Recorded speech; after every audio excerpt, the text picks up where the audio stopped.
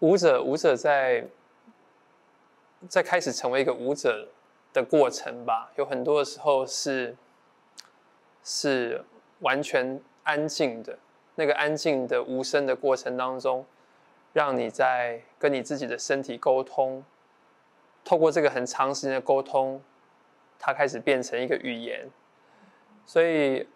我自己在成为一个用身体说话的一个舞者的时候，我觉得往往最有趣的是去感觉身体里面有一个声音，然后你要把它给释放出来。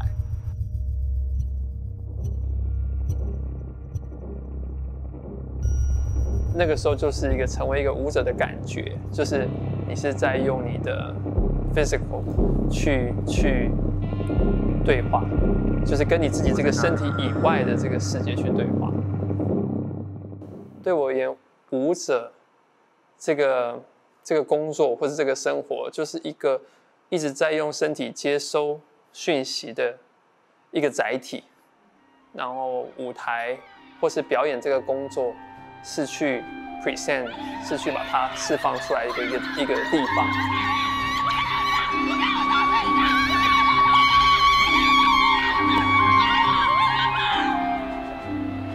在疫情发生之后，我一直在观察，就是全世界的舞团到底是怎么样变动的，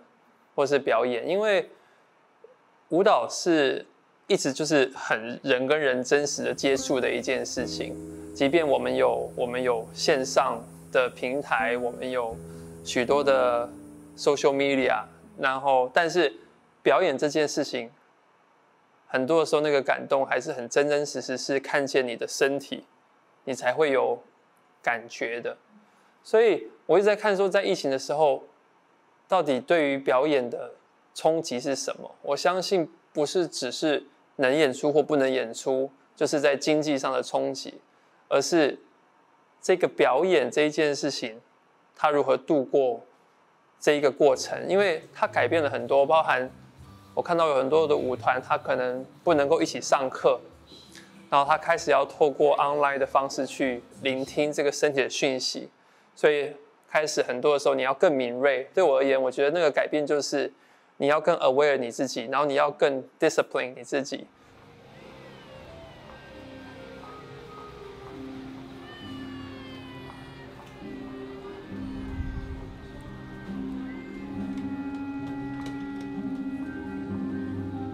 大概在2010年那时候开始在想说，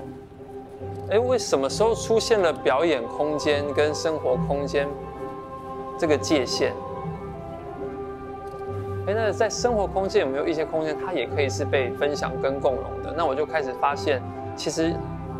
这个世界有很多的城市建立出来的制度，其实它是在分割的。但那个分割有时候是好的，有些时候我觉得是过多。所以我就开始在想，如何让表演走入空间，然后是生活化的，没有舞台，没有灯光。所以那时候就发起了这个舞蹈旅行计划，走了4年半，大概走了60场。那个时候的渴望吧，就是希望可以在台湾的公共空间找到一点点艺术跟生活的相遇。大家6日的4点，你就可以来到户外剧场的下面广场集合了，然后你就可以遇到这一个舞蹈演出。那一天看见的，也许会跟你现在看到的完全不同。你可以寻找到另外一个角度，然后有你自己感受的舞蹈。谢谢大家，礼拜6日见，谢谢。例如说，比如说在工作公园散步的记忆序曲的时候。它是一个公共空间的公园，所以任何的舞者，都要在与任何人一起共同存在在同一个空间，所以它是没有一个特定舞台的。舞台就是一般人会去的地方，池塘，道路，有脚踏车经过，有老人家在那边运动，有小孩在那边玩，有人在那里野餐，它是一个人共有的一个场所，所以。在那样子作品下，我跟舞者的沟通，很多的时候其实是让他们在那个环境下去跟那个环境下的人沟通。于是那个表演的语言不是在教室产生的，那个的训练语言是要在生活的场域当中发生。于是公园的人可能就会成为创造出这个作品的最关键的部分，因为在那样子的作品下，舞者所创造的连结是很重要的。这个作品很有趣，是它是在从还没有疫情，然后一直排练到有疫情，然后又到台湾度过了那个紧张的时刻，又复排，然后演出的时候已经是感觉上台湾已经比较安全的一个时刻。所以我观察到的是，在这个公共空间从人很多到人很少，然后到慢慢恢复的时候，人又恢复到愿意去靠近人这件事情。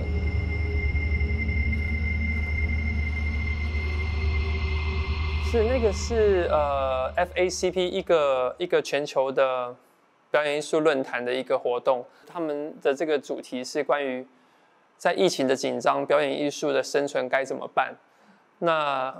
我就提出来一个事情是，疫情在很紧张的时候，其实我们可能还忘记更多也很紧张的事情。我刚搬去台湾的南部高雄的时候，就在天气上你有很多的要适应，那我就想哇，再这样继续热下去会怎么样？所以我就在屋顶这样曝晒一个下午，然后从那边就获得很多的灵感。对，因为你不会能够让自己承受得了那样子的一个炎热，那你就更不可能去说这些动物它如何去度过原本不能度过冷的、不能度过热的这些生命是怎么样的处境。然后那个时候我就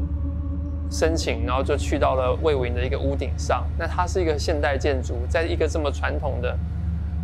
旧建筑当中，你会看见一个波浪形的屋顶。那我那时候就觉得很像沙漠，所以就想到了这个主题是关于暖化之后，我住在点点点，我住在哪里？我觉得人类是很有趣的，就是你在一个困境当中，你会只看一个困境，那其实这个困境的发生，它是接二连三的。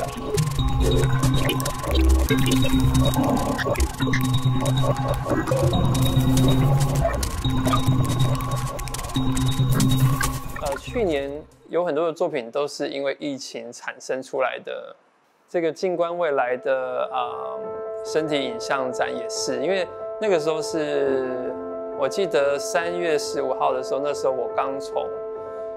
马来西亚回到台湾，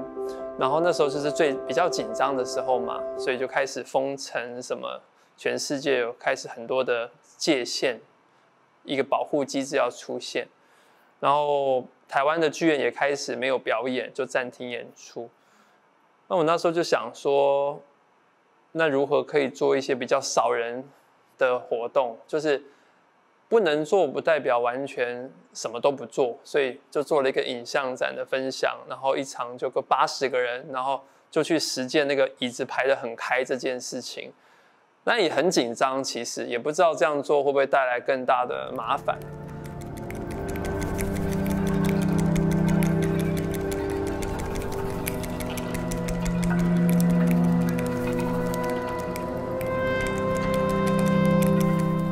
取名为静观未来，就是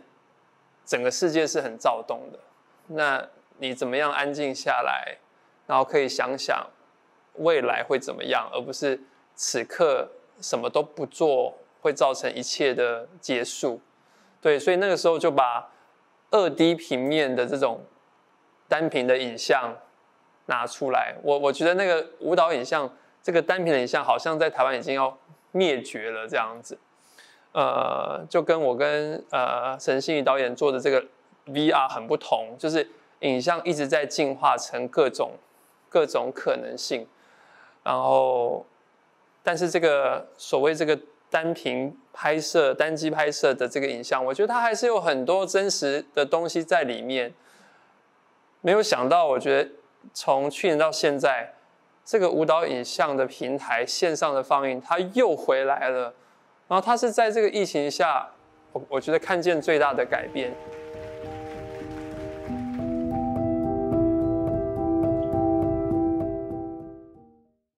我觉得每个创作者都有他本身这辈子要做的一个功课，这是我对创作的看法。就是那个功课，不管说你的形式或你的内容如何的改变，它会一直如影随形的跟着这个创作者，然后在不同的作品里面不断的反复去说一件事情或辩证一件事情，这样。大四的时候，那个时候我有一门课叫人生哲学，那个时候是要去关怀一个弱势的团体。那我们那时候那组就去找游民的中途之家。经过那个过程里面，我就发现说，我作业是做完了，可是我完全不认识这个人。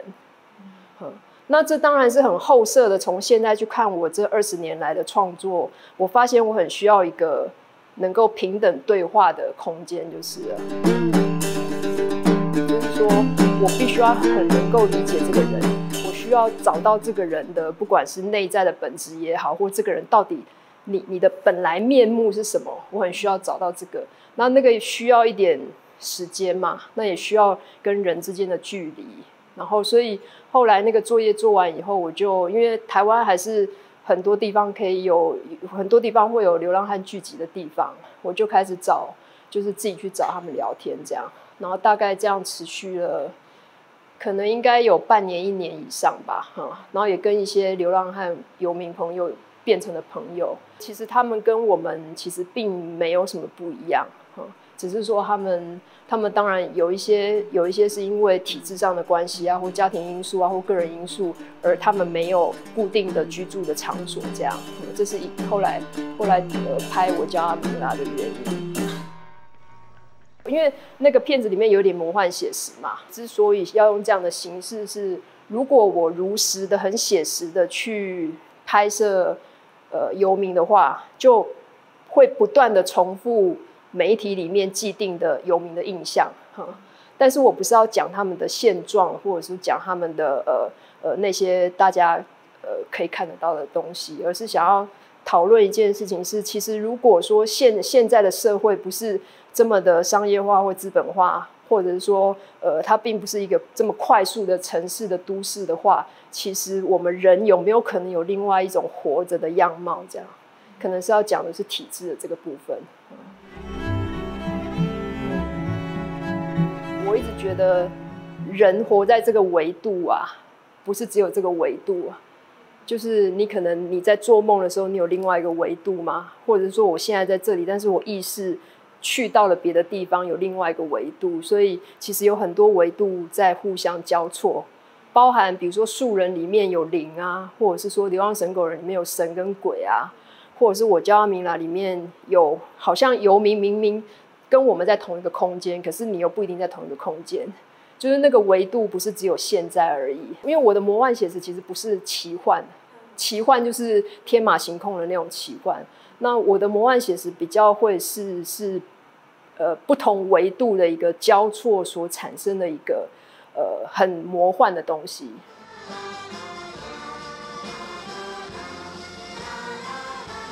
比如说因为我拍摄那个大帐篷嘛，然后是台北市剧团是樱井大造先生在台湾的一个帐篷剧团。那日本311的时候，整个剧团有去到日本那边去演戏给灾民看。那去到日本以后，其实那个你看到那个灾难的景象是对我是冲击很大的。你同一个街廓里面，然后这边房子都好好的，然后这边的房子整个都是废墟了，然后只不过因为海的可能海水是这样过来。所以那个你等于说你可以在现场完全可以感受到那个瞬间可能发生了什么事情，或大自然的力量你是没有办法去抗拒的。当天演完可能要移动，就会开夜车这样。然后就有一天我就是因为开夜车大家都很累了，然后睡觉半梦半醒的时候眼睛睁开，然后突然发现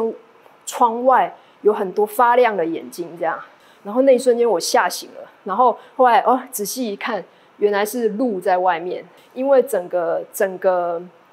城市都没有人了，所以路等于所有占据了马路。然后我们车经过的时候，因为车灯嘛，等于说车灯照的那个路的一双一双眼睛，然后就眼睛一双一双眼睛就发亮，这样往这边看过来，这样就等于说它是不同的维度里面，原本可能你的理性的状况下觉得这不会在这里出现，可是它却出现了。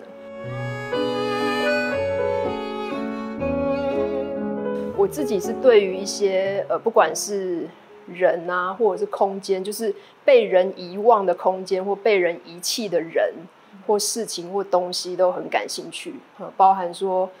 比如说我们街上看到的游民啊，或者是说一些像是废墟这样的空间啊，或者是说比较边缘的小人物这样，所以我大部分描写的角色也都跟这个相关。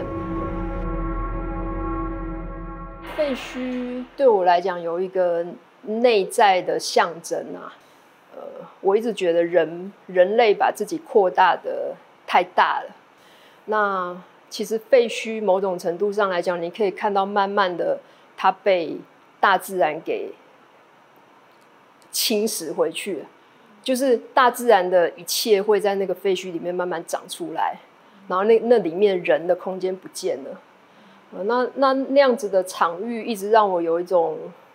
就是人类消失的感觉。对，那人类消失的感觉是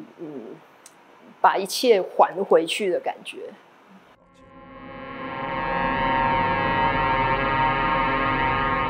今年底跟明年会启动一个电影的拍摄，然后片名叫做《树人》嘛，它大概是4、5年前写的剧本。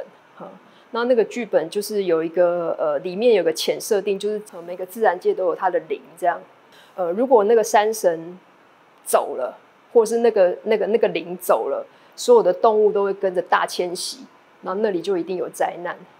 那时候写的时候也还没有疫情嘛，今年要启动这个拍摄计划。去年因为疫情的关系，有很多比如说城市的空间都没有人了，反而我看到很多有一些动物就开始回来了，或动物就开始占据了。那这个东西也给我很大的灵感，可能未来也会把它写进去这个剧本里面。这样，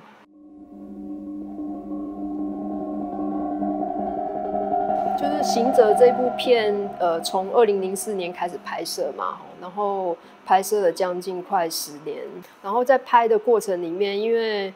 我也常常会拍一些其他的剧场啊，或者说舞蹈啊，或者说戏剧啊之类的。然后拍久了，会有一个感受是说，因为剧场是很需要现场的，它有一个现场性存在这样。然后你必须要在现场，然后你看到演员跟舞者在舞台上，然后你看到他们的能量会直接投射到观众的身上。那剧场的能量这件事情其实有点神秘啊，就是它得在现场你才感受得到。所以常常我拍了很多就是帮忙拍摄一些记录啊，就是回去会发现说记录下来的东西其实我看到了，我知道这个舞长怎么样，或我知道这个戏剧长怎么样，可是经常就是没有办法捕捉到所谓的能量的那个部分。那这个东西太神秘了，它要怎么样被拍到这样。那后来我自己也关于这个事情我自己也想了很久，然后后来就觉得好像可以用 dance film 的东西去试试看这样。那 dance film 就是等于说我是把比如说《行者》里面就是把林丽珍老师的舞蹈当作是文本这样，然后找适合他的场景啊，或者说适合他的镜头语言啊去拍它，然后好像把它用文本把它经过电影的转译之后，它才有办法记录到所谓那个能量的部分。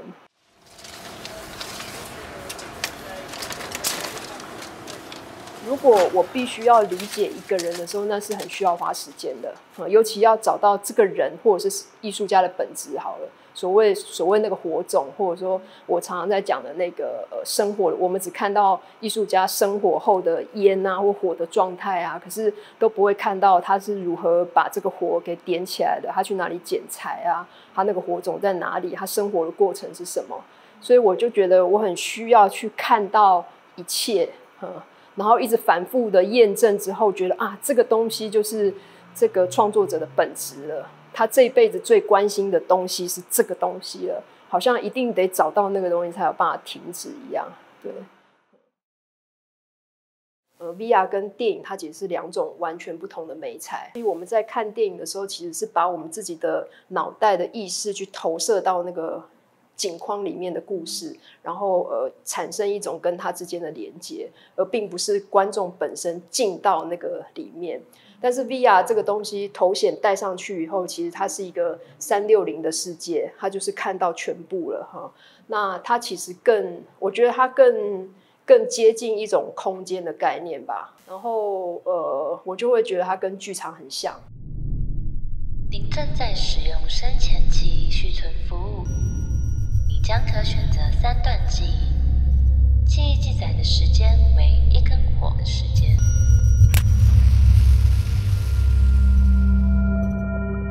那时候在做留给未来的残影的时候，我觉得蛮有趣的是，我们是带着对于彼此作品的过去作品的一种认识走入这个作品，因为对于生命的流逝啊、记忆啊这件事情的关注，然后到认识 VR 这件事情的时候，我一开始没有想那么多，我想总是有一个镜头会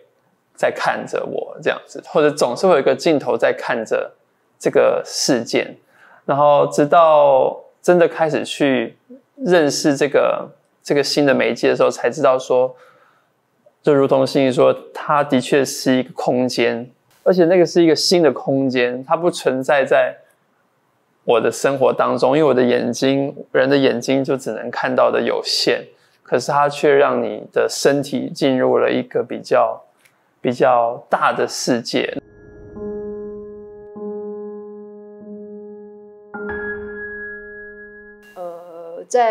在我们两个沟通的过程里面，因为书毅刚好那一年的时间常常住外地，在做创作这样，所以我们很常透过视讯在沟通。视讯很有趣的一点是，我们看着电脑荧幕的时候，我们不会看镜头，我们会看那个荧幕的画面，就是看画面完整的画面，而不是对着那个镜头说话。那这个东西其实我觉得某种程度上来讲跟 VR 这个东西很像，就是你投射的并不一定是投射的那个镜头本身，就是视角的镜头本身，而是你投射的是一个荧幕。然后我们就是透过荧幕跟荧幕之间，我看着他的那个荧幕，他看着我的荧幕，我们去做一些沟通这样。回想起来那个时候一直在讨论的是人跟人中间到底隔着什么，就好比你跟你的记忆之间是怎么留存的，就是它总是好像有一层东西在前面。对，所以我那时候就住在一个房间里面，然后在客厅跟他讲话，然后在想象着这个 VR 是否可以有温度的传递啊等等，所以我就开始走，然后看他，然后那2个空间就突然间好像被 shift 被放置在一个地方了。就是说他不在你身边，可是经由那个眼神，你可以穿透过，等于说可以穿透过那个荧幕里面，到达对方在的那个地点这样。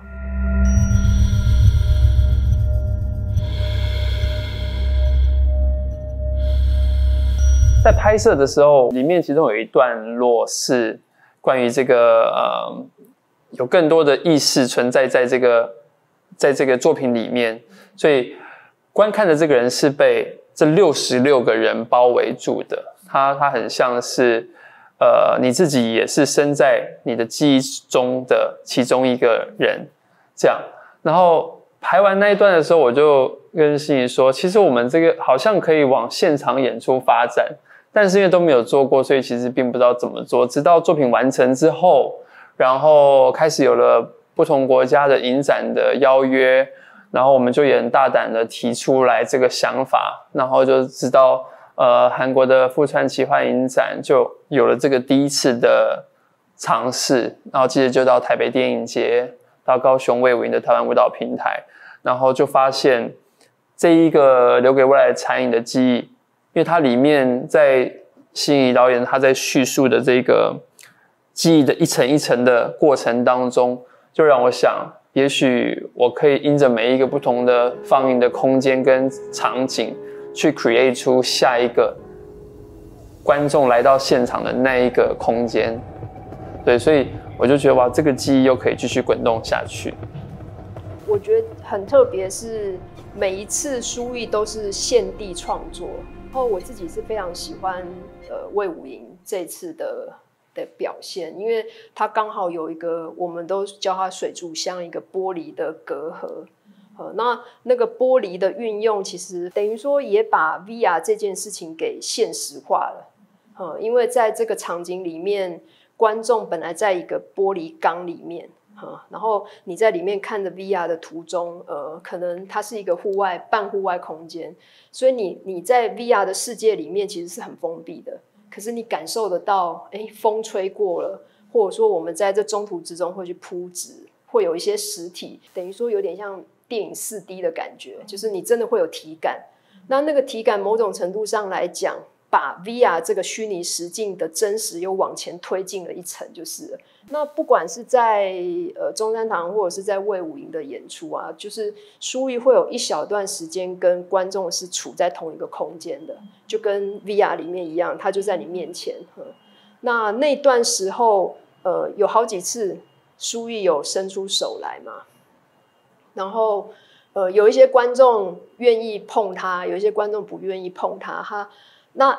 当有观众愿意去碰他的时候，我其实好几次我那个眼泪有点快掉下来。就是你在 VR 世界里面，他离你那么近，然后很多人想要去摸他，或者是那个火就在你前面，有人想要去摸他，就是他唤起了人对于真实的一个渴望嘛。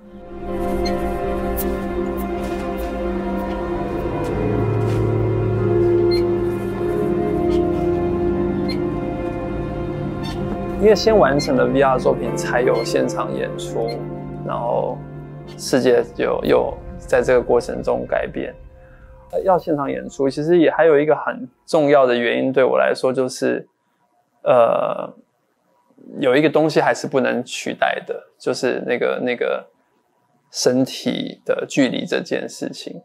所以开始在找寻过程当中，我就感觉到，当有了现场演出的时候，它更能够去跟这个科技，就好像影片里面的纸张跟现在在说的这个档案的记忆一样，那个距离其实就整个就拉开了人类对于这个记忆，或是人类对于情感的一种看法。对，所以我觉得那个是目前吧，面对这个作品到现在可以感觉到最强烈的部分。我觉得科技再怎么运用啊，要找寻的东西都还是很原始的，不管是火啊，或者是人跟人之间的触碰啊，对啊，或者是说我们需要见面啊。所以虽然又回到疫情，就是虽然这个是疫情，今年都是全世界各地都是这样，然后我觉得在魏武营做了这个东西，很能够去让观众或者是我们自己再去想人跟人之间接触，或者说这个作品要再往下一步的时候，它其实要唤起的其实并不是科技这个本身，而是人跟人之间需要真正去相处、去凝视、去接触。科技是需要用在这些的地方。